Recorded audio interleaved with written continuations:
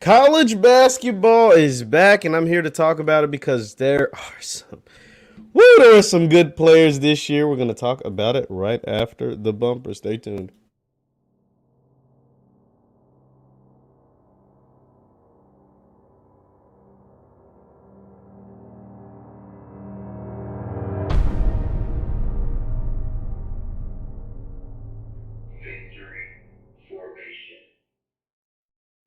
What's good people? Jeff Lights Jr. here with the Black Boss Channel and Victor Formation. Thank you guys for tuning in. Be sure to hit the thumbs up button, like, share, subscribe, and the notification bell because we upload every single day. Woo! Sorry about that. College basketball is back. Man, oh man. And if you know me, my favorite type of sports is college sports. I mean, the pros are dope. The pros are amazing. But college sports are the best. There's nothing like college sports, nothing like college atmospheres, college games, college tailgates, all that stuff. Like it's just simply the best. And college basketball, honestly, is the most diverse and most mind-boggling, head-scratching sport there is because you never know what you're going to get. In the NBA, you can kind of get it, right? Because it's series and the best players team up a lot and whatever. NFL, you never really know what you're going to get in the NFL. College football, it's typically the same teams all the time. They disrespect teams like Cincinnati and stuff, so, that is what it is. But college basketball, you kind of have an idea who's going to be good, right, from the preseason rankings. But then you get weird years like last year. Now, COVID had a lot to do with that, but weird years where the Blue Bloods all missed the tournament. Louisville, Kentucky, Duke, North Carolina, all of them missed the tournament. Then you had a traditional powerhouse blue blood that's been down for a long time make it all the way to the Final Four, UCLA. You had Houston makes it to the Final Four for the first time since the 80s, right?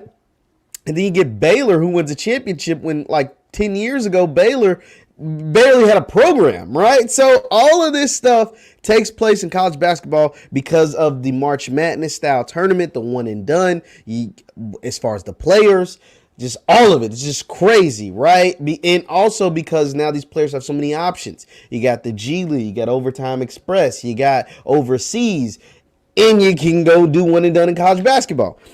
And so we have a treat because a lot of the guys who are like the top guys that were in high school have decided to play college basketball, and boy, they are good. Chet Holmgren, Paolo Banchero, Trevor Keels from Duke. That dynamite duo is crazy. Imani Bates and Jalen Duran down in Memphis. I'm going to a Memphis game this year, by the way, in Memphis. Shout out to Penny Hardaway and the Memphis Tigers. I'm going to a game this year. Dynamite duo is crazy. Diaper dandies is what Dick Vitale always calls them. And they were on full display this in the opening day, and I love to see it.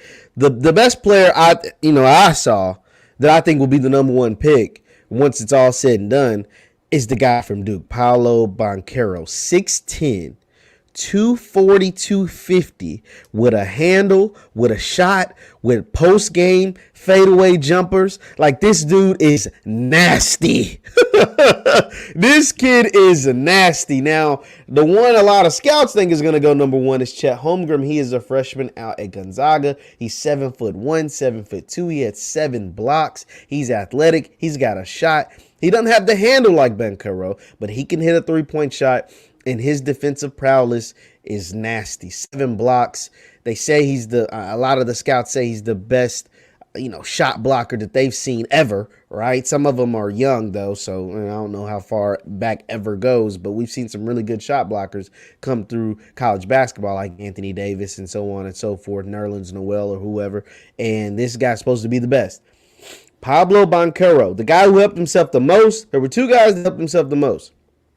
Guy out of Kansas, and I don't want to butcher his name, but he had 25 points. He was a beast. He's a senior. He helped himself a whole lot as far as the scouts in first day. And Trevor Keels for Duke, a freshman who probably was ranked in the 20s or something, like, late teens, early 20s as far as the recruiting ranking. So not a guy, a guy that could potentially be a one and done, but could potentially stay a year or two.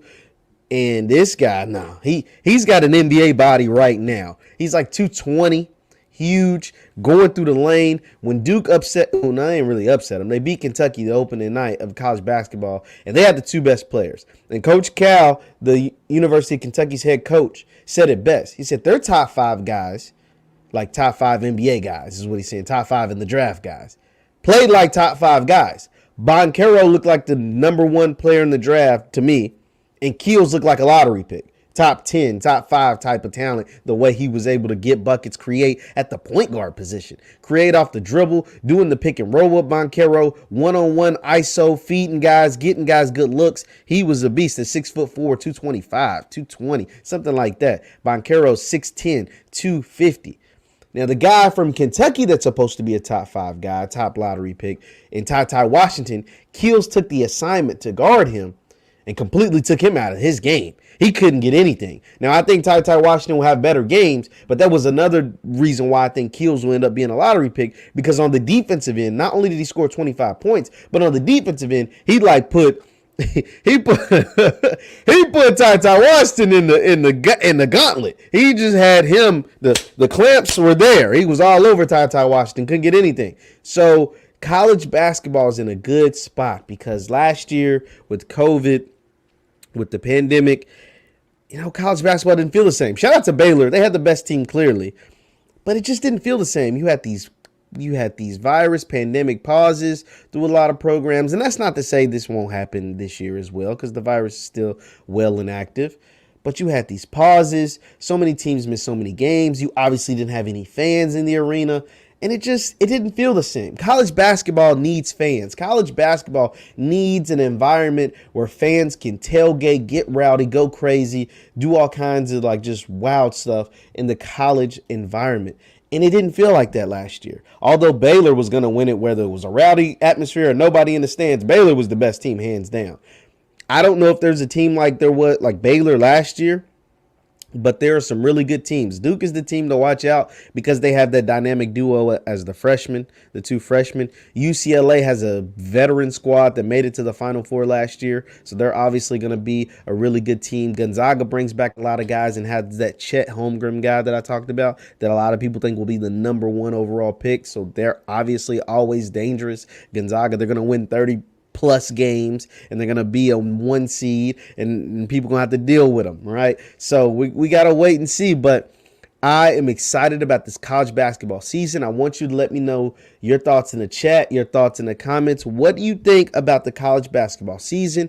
Who are some of your favorite players after watching game 1, night 1? You guys know I'm rocking with the Louisville Cardinals. That's my team. We looked all right against Southern. Shout out to Southern HBCU SWAC. We looked all right, but we can't mess with some of these top dogs, because if Kentucky would have got anything out of Ty Washington, which I think he'll be better as the year goes on, but if they would have got anything out of him, they could have beat Duke. As good as Duke freshmen were, Paolo and Trevor Keels, Kentucky was right in that game. Kentucky could have won that guy. This Oscar guy, oh my God, 11 offensive rebounds? 11 offensive rebounds against Duke. He's going to dominate the SEC. Kentucky's going to be a good team.